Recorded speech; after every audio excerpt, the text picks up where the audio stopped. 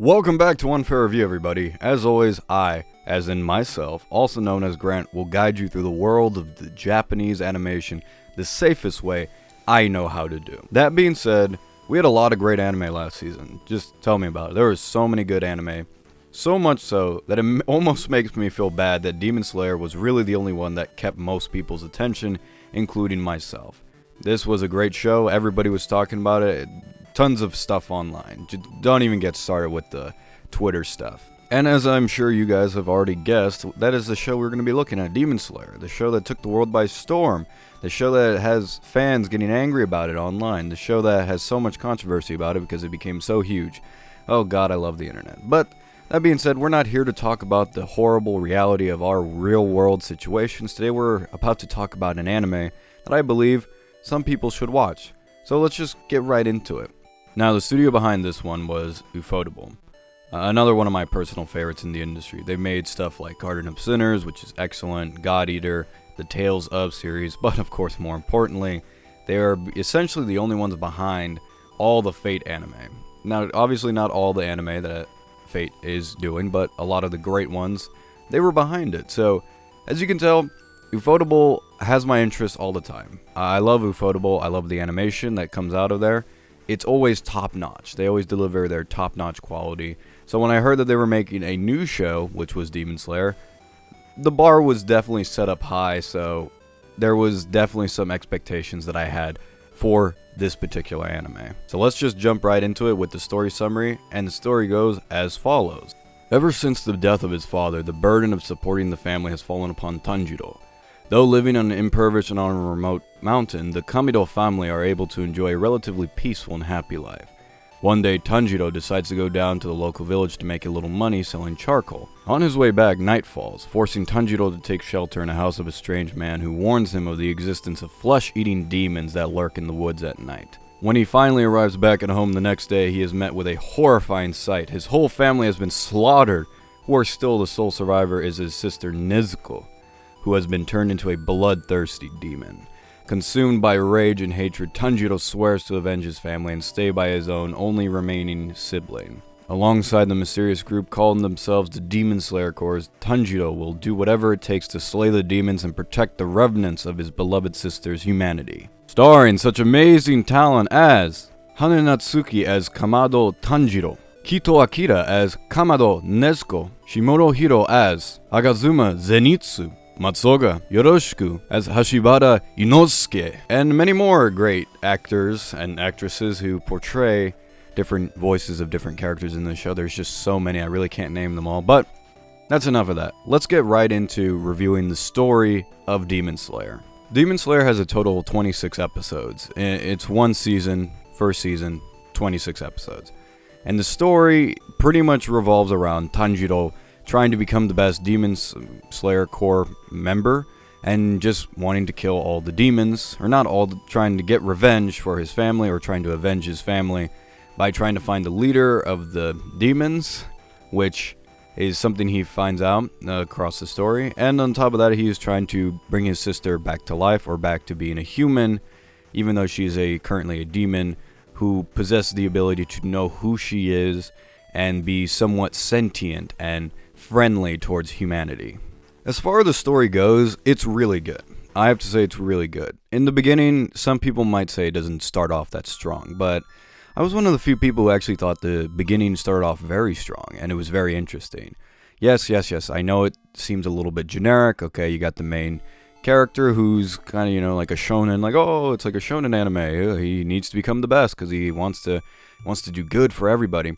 And it's like, yeah, I get it. I get it, that is something that exists. But just because it is something that exists, just because it's used a lot in storytelling, doesn't make it less unique, the type of story that they're telling here. I found the story to be very engaging the whole way through. The story of the siblings' relationship, Nezuko and Tanjiro, I found it very, very enjoyable. And this is one of the few times in an anime that I've actually seen a brother and sister relationship done really well, and there's no sexual tension. None, absolutely none. Thank God, for the first time, there is no sexual tension between brother and a sister in this type of anime. Granted, there are others, but it is a common joke. And right here, this is where it's done very well. The idea of siblings and family, it is done just to the peak its best in this anime, and I think they really just nailed the little sister character. One thing that is also just very interesting with the anime as a whole is that there's so many characters, so many people that Tanjiro and Nezuko come across in, Japan at this time, which is in the Taisho era, which is really cool, might I add. But just so many characters just come in and go out, and just it's really interesting, but also weird. On a strange way, it feels like I've been on this adventure for so long, for years, but in reality it was only 26 episodes, and I find that very impressive. That so much has happened, but then again, not that much has happened when you really think about it. Because a lot of episodes actually take place within the same area, usually with the same fight scene, and I know that kind of sounds like, very boring, like, oh god, it just keeps going and keeps going, but it's actually very interesting, and it's always engaging to the point where it's you do want to know what's going to happen in the next episode. And one thing I really liked about Demon Slayer is that every time each episode was over, I was devastated. I was like, god damn it, it's over again. Now, I really don't get this feeling that much with anime. Usually when an episode's done, I'm either content or I want to jump to the next one. Usually, I don't necessarily need to jump to the next one because I can wait. There are a few examples of that, like for instance Fate. I always needed to go to the next episode because I could not wait to see it. And Demon Slayer was just like that. I could not wait to see the next episode because it was always I was always on the edge of my seat, wanting to see more. I wanted more information on what's going on, and I wanted to see the outcome of said battle. And speaking of the battle and the characters, they are all so beautifully well done. Without even talking about the animation and the action really quick, I just want to talk about the demons and the human characters as a whole. Besides Zenitsu and Inosuke, which have their own charm and have their own personality, it's all really good, and all the other Demon Slayer core members that are also very interesting, all the characters that are introduced in this show have not so much, they have a little bit of an arc. They all get their little arc, they all get a little bit of story to them, which just adds more to their character and just really makes you feel for the world and makes it feel real in a way. In particular, the demons I found to be the most fascinating part of the show. The fact that each demon in the series has its own backstory for the most part. Almost every single demon has their own backstory, and it always flashes back to what happened to them or who they were before they were demons, and it's always this tragedy. And that's something that I always really loved about this. It always would show the tragedy, and that really, even though demons are evil clearly, and we should not forgive them for killing people, it's like you have to remember in the show, it's like telling you have to remember that before this they were human as well, and they all had their own things going on, and that was just so cool. It really made you feel for the enemies on the opposite side, except for a few. There are some terrible ones, but for the most part, it made you feel for all of the demons at the end of the day, and it really did help to see the flashbacks and who they were before that, and that's something I really loved about the show.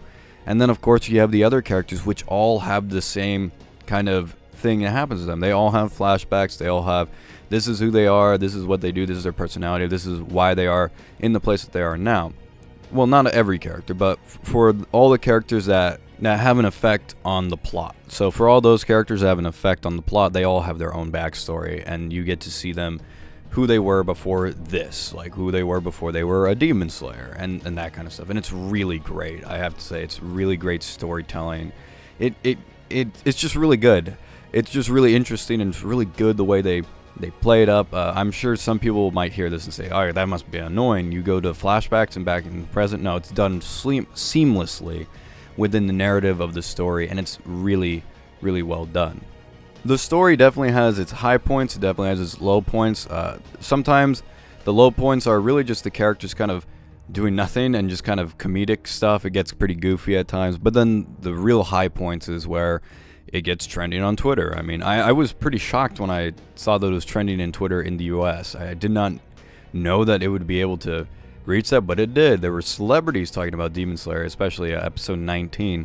So, and it was funny enough, I didn't actually watch the episode until the next day. So I was like, why is this trending on Twitter? Actually, my brother called me up and told me that it was trending. I was like, why is this trending on Twitter? And then the next day I was like, oh, that's why.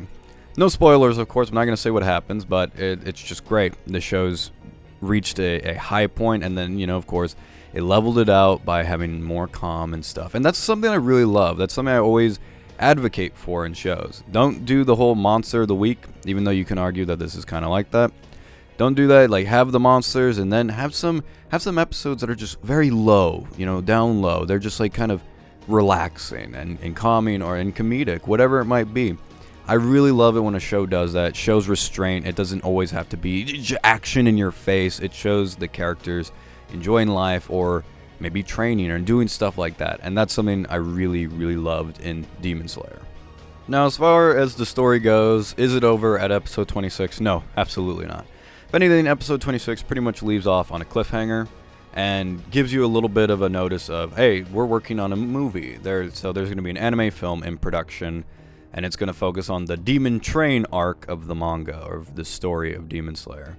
Now, do I know what that is? No, because I've never read the manga of Demon Slayer, and I don't intend to, because I'd rather just watch the show. Don't hate me for all those manga elitists out there. But yeah, so there's going to be a sequel anime film. Is there going to be a second season? I have a feeling there will be, because I don't know. I certainly know that there can't just be one film to encompass the entirety of the story. I mean, even though it's 26 episodes, each episode is essentially 23 minutes in length. The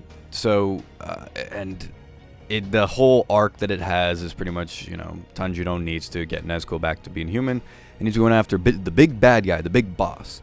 So I really can't see that really being condensed into one movie is what I'm trying to say, because it's the season 1, really not that much has been accomplished in terms of getting to his goals, other than he's been training a lot and he's destroyed a few demons. So is there going to be season 2? Probably.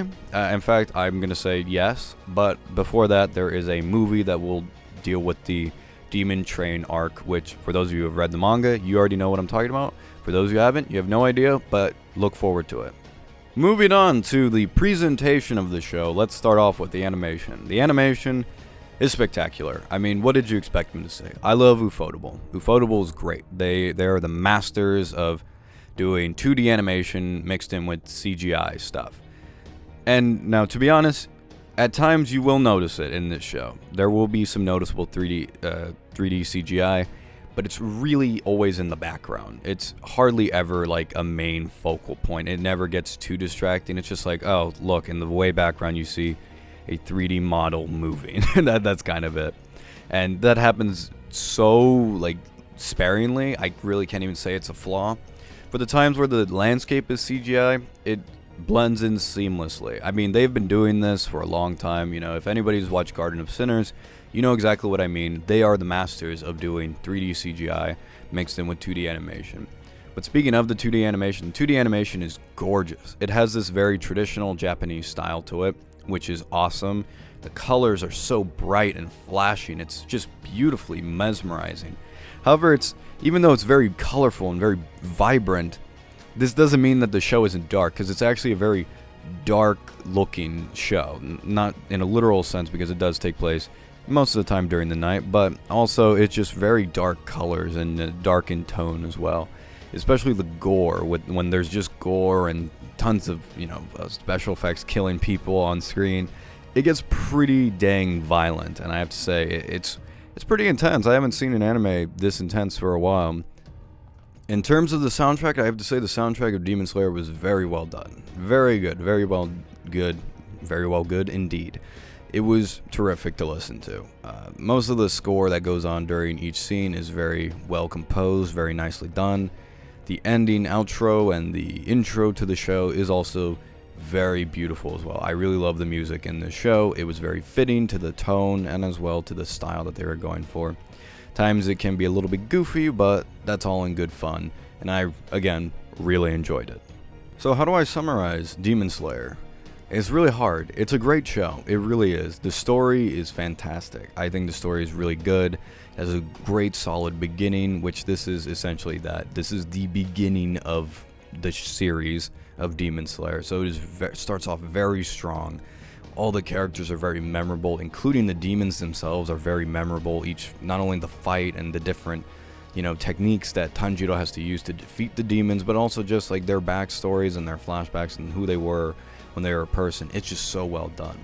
The adventure was so much fun to go on that it felt so long and lasted so long, but yet not that much really happened, and if you really think about it, but it was really good. The animation, spectacular. Ufotable, they know what they're doing. Soundtrack, amazing. What else can I say? This show is really good. I thought it was great. I was on the edge of my seat for a long time, and I have to say, there's not many anime, especially seasonal anime, that really have that going for them. Like, just full attention, like, I need to see what else happens. It's one of the few anime that really accomplishes that. And honestly, if given time, if, the next couple of stuff that comes out of Demon Slayer, if it's as good as quality as this, which I'm sure it will be, this could be one of my favorite anime of all time, because I just loved the show. I love the concept, I love the ideas, I love the characters, I love the style. Like, I loved everything that was going on in the show, and I can't really think of too many negatives that Demon Slayer has. So if I had to give it a final score out of 10, it would be a solid 10 out of 10. I know to some people that doesn't sound that great, like a 10 out of 10. Oh, you give 10 out of 10s to everything. No, I don't. I only give 10 out of 10s to things that I really personally enjoy. That doesn't mean that this show is perfect for everybody. Obviously not. It's just perfect for what I'm looking for, and I really love this show. Personally, I would recommend anybody check it out. You can watch it on anything, really. It's on Crunchyroll. It's on, I believe, Hulu. I believe it's on Netflix, Japanese Netflix, that is. It's on everything. Go watch it. I do believe people should watch this show. Give it a chance at least before you knock it. And yeah, that's pretty much all I have to say about Demon Slayer. I thought it was a very solid show. It kept my attention. Really loved it. Can't wait for more. Don't disappoint me, Ufotable. Well, anyways, have you guys watched Demon Slayer? Did you love it, hate it, don't care about it, never want to talk about it? You even mad at me for even mentioning it? Leave it down in the comments down below. I want to hear your guys' thoughts, because I'm always entertained by what you guys have to say, even if it is hating on my decisions. Don't forget to like, comment, and subscribe if you haven't already. As always, I'm your host, Grant, for One Fair Review, and I'll see you next time. Have a nice day.